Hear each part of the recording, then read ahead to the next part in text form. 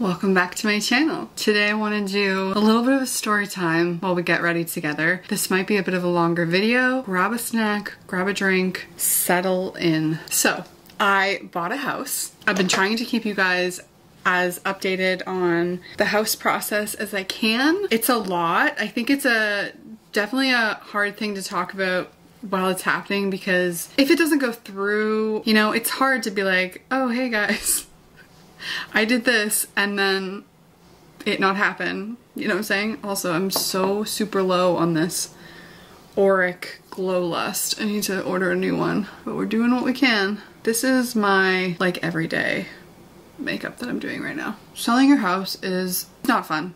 Truly, I think that I forget. Time passes and you live in a house and you kind of forget what it's like, but it's literally not fun. If anyone says it's fun, it's not. Buying a house is more fun, I think. Even that's hard because you're like negotiating, but selling a house, selling your own house is hell.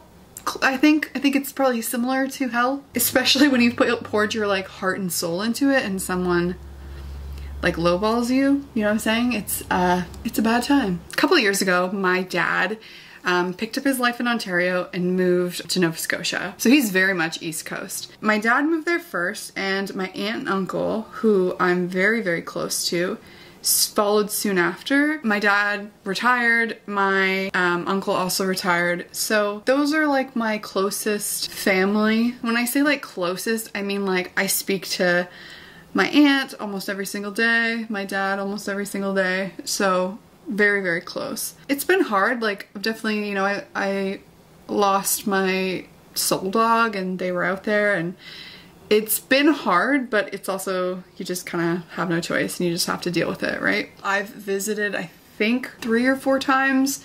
I've gone out there in the summer and also in the winter. My dad talked about it like a lot, like about like, oh, you should come out here.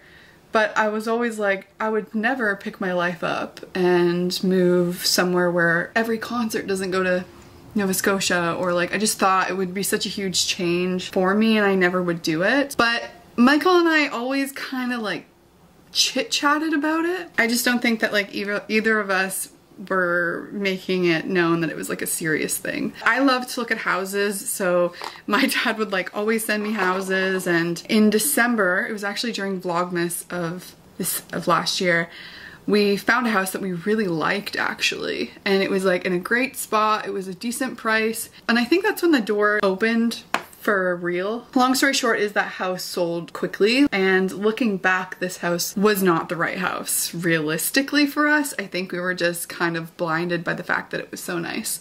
So after that, Michael and I kind of kept an eye on the real estate. Well, Michael wasn't really looking. I just kind of kept looking as I went. Michael and I had conversations about like, well, you know, it would be really nice if we could sell our house, and we made some profit on our last house, and so if we sold this house we would make some profit on this, and we said like, you know, it'd be really nice if we could go out there and be mortgage free, just like live a simpler life. Obviously I work from home and Michael works on the road a lot. He can technically work from wherever as well. One of the big things for Michael was like I guess he wanted me to be close to my family, because when he is gone for like long stretches of time working, he just thought it would be nice if I was with my family, and of course I felt the same way. It was just such a like huge jump to take, and I kind of knew we wouldn't move for any house. It would have to be like the perfect house for us in order for me to really consider it, because remember that like I picked everything in this house, and it is so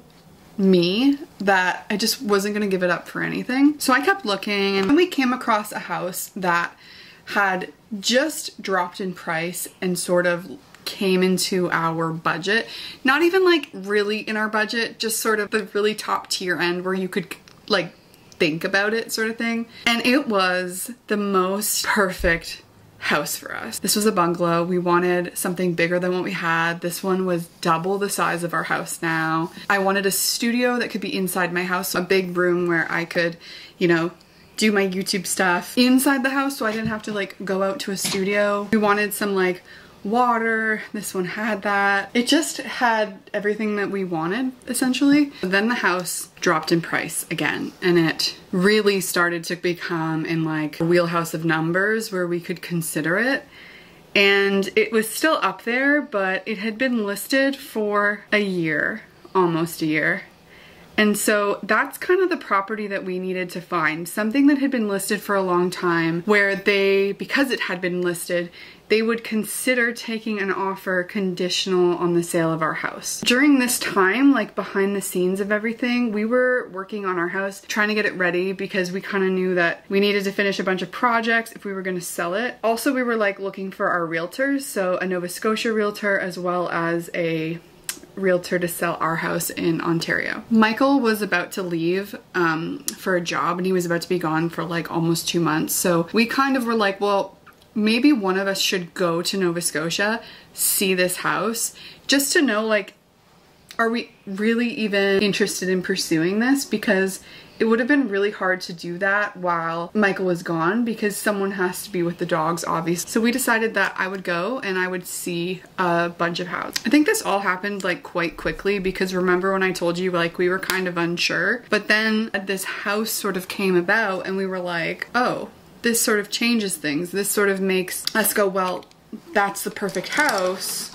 If we could get it for the perfect price, then this whole thing would be doable. Long story short with that is that I went to Nova Scotia. It was probably better in person, to be fair. Like, it was really good. It was gonna make our lives better in quite a few ways. So I went and viewed the property, and the next day I got an email from the selling agent saying that her client has dropped the price again. Now we were like really starting to enter our wheelhouse of like, okay, that's what we would want to spend to be mortgage free. We were still out of it, but we thought maybe there would be some wiggle room in the price. We were planning on putting in an offer anyways, like before that price drop, but obviously the price drop was nice. We put in an offer, I think the day I left Nova Scotia. The negotiations, I think they took like 4 days of like back and forth. As you know, there was a bunch of price drops before we even like put in our offer on the house, but we ended up getting her down like after that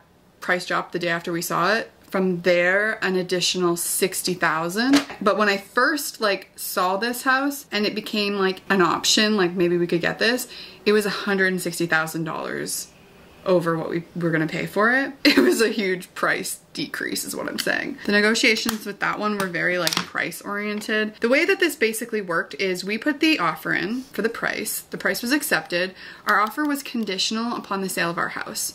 So we had until June 30th to sell our house. The way this works though, conditional upon the sale, is she doesn't have to take the house off the market. So if somebody else wants to come in and put an offer in on this house, she can accept their offer. If it's better than ours, all she has to do is give us 24 hours notice to firm up our offer, which means to get rid of the conditional upon sale. You can't just take out that condition, you have to prove, like whether through the bank or however you're gonna prove that you have the funds to afford the house. You can't just be like, okay, it's fine, I'll just remove it and like hope for the best. You actually have to like show proof. We came home, we finished the house really quickly, we got photos done, we got it listed, it was up, and we were having showings. The showings on the house were so awful because getting all 6 dogs into the cars and out of the house was just, it wasn't fun. It was a bad, it just was a lot. Thankfully Michael was home, but he was actually leaving and we hadn't sold the house, and I was like, how am I gonna do, you know, all of these showings by myself with 6 dogs? And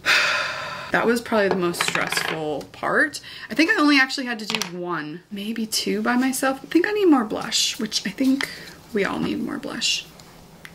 Everyone kept like reassuring me, like, she's not gonna get another offer, like, don't stress. And I was like, okay, why are you guys so sure about that? And then the worst thing happened. She dropped the price of the house. It was still more than what our accepted offer was, but she dropped it trying to entice other offers, whether full price offers or non-conditional offers. She dropped it to try to entice people. It's the move that I would have made as an agent. It's the move I would have made as a seller, but it was so shitty for us. I think a week went by and nothing happened, and I was like, okay, you know what? We're fine. It's fine. It's gonna be fine. All of a sudden, we got an email and a text that's basically said, your 24 hours starts now. I was like, well, that's it. That's the end. All of this for nothing. Immediately I called our real estate agent in Ontario. Our viewings were going really well. Everybody seemed to be in love with it. We actually had received an offer, but it was too low, so we didn't accept it, and it was conditional on the sale of their house, which, like, first of all, we could not accept because we needed a firm offer. And second of all, it felt like a lot of people who were viewing our house had offers that were conditional on the sale of their house. Like, people were just looking before buying. And I know that we technically did that, but we did it on a house that had been sitting a long time. These people were doing it on a house that just went up, right? I called my agent and I was like, it's over. And she was like, I actually just got a call from an agent who they had put in an offer on the weekend on a house and it wasn't accepted, and I guess that they were pretty salty towards the people. Anyways, I guess they wanted to put an offer on our house. They were asking us like how firm we were on the price, kind of thing like that. I was like, okay, well, if they want our house, we're gonna have to have an accepted offer by 4 p.m. tomorrow. I think this was at like 10 a.m. the previous day. If our house didn't sell, we were gonna take it off the market because we couldn't be homeless. Like, we couldn't just sell our house and then not have a house to move into, and I wasn't willing to give up this house for a mediocre house. This is the perfect house. I made this house. It's my favorite thing ever, right? My agent kind of let their agent know the deal, like, listen, you know, you don't really want to give this up, but at that point we really had no choice, and was like, you know, they have this accepted offer that's gonna expire, so like if you want it, it's gotta go. Like, it's gotta happen quickly. It can't just like sit there. It's gotta happen now. We ended up getting an offer. Originally, I think it was like 45,000 under asking or something. It was pretty low. It was ridiculous. It was like, well, they know we're desperate kind of offer. It also had like every condition in the world, and we were just like, there's no time for every condition in the world. Like, it's just not gonna work out. And then I cried myself to sleep and I took a nap for like 3 hours. I woke up to a call from my agent and she was like, they want to put in another offer, they want to come up in price, they want to take off like some of the inspections, and I was basically like, well, put it in writing, like put it on paper, you know what I mean?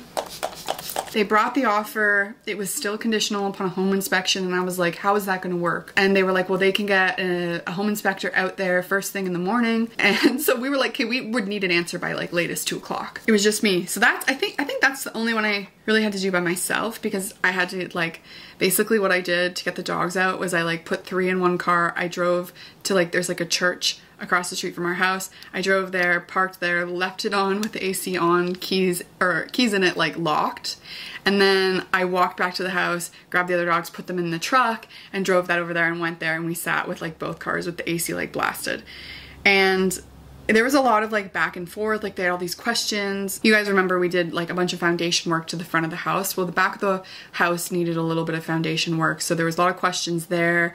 Their inspector was like, oh, the work they did on the front foundation is so good, like that's a $50,000 job. Scared the shit out of these people. These people thought the back wall was gonna cost $50,000. I literally had to like calm them down by being like, no guys, I didn't pay $50,000 for that. And I had to like prove it and show them the invoice. It was crazy. Like, this inspector, I don't know where they found him. It was like back and forth for a while. I really had no idea what was gonna happen. But yeah, long story short is they decided to go ahead with everything. So there are a few things that I have to get them that are like in the agreement, which I am in the process of doing right now. But basically, I think it was like 2 o'clock. It was like last second, 2 o'clock, they signed the offer, whatever you want to call it. I was able to call my Nova Scotia agent. She was able to firm up on our Nova Scotia house. I don't know how it all happened to work out, but because like I remember like laying there crying, so upset. And you guys might think, well, that's a bit dramatic, Tasha.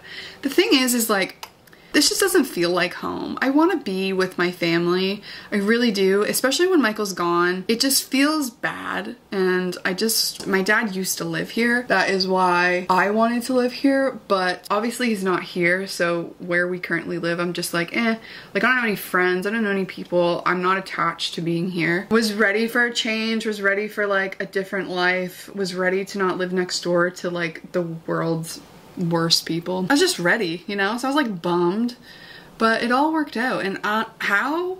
I have no idea. But that's the story. I had a few people be like, wait, what? You guys found a house?